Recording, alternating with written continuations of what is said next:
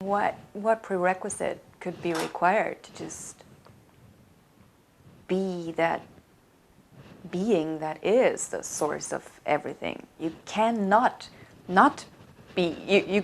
You cannot be separate from what is not separate. So. And so yes, of course that has to be accessible at all times, under all circumstances, for everybody. And yet, it seems to be very rare that people who do just accidentally get thrown back into the conscious experience of this somehow can stabilize themselves in that. It seems very rare that it just happens. I mean, it does happen that people have these even conscious experiences of being thrown back into what's not separate, and recognizing that and experiencing that and appreciating that even. Sometimes people don't even appreciate it then, when there's no knowledge maybe even, or no looking for that. You know, some people have just this experiences, just this sudden experience, and then they go, wow, that's what's true, and that's what my life is about. And then the prerequisite kind of gets established after. How could you practice being? How could you practice where there is nobody to practice anything? Just doesn't work, of course.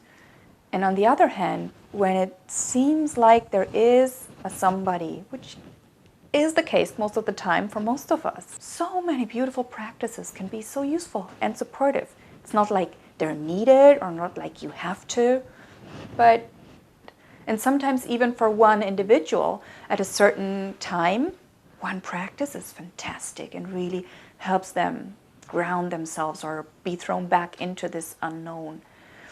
You know, at some point it becomes a thing and becomes rigid, and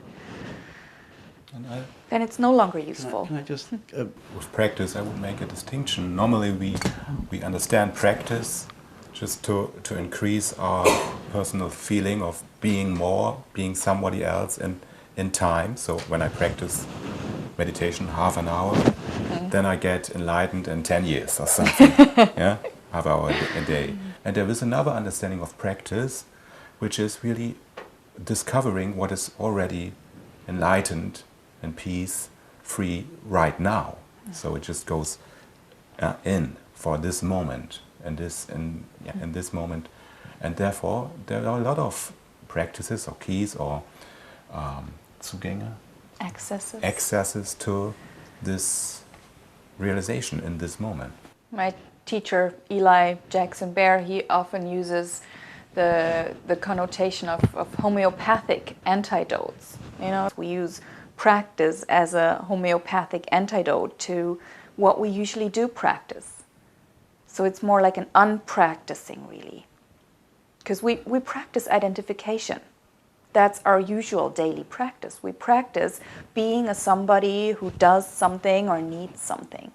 So all of real meditation, maybe we could say, is rather about an unpracticing, a coming back to what is in and of itself, of its own accord.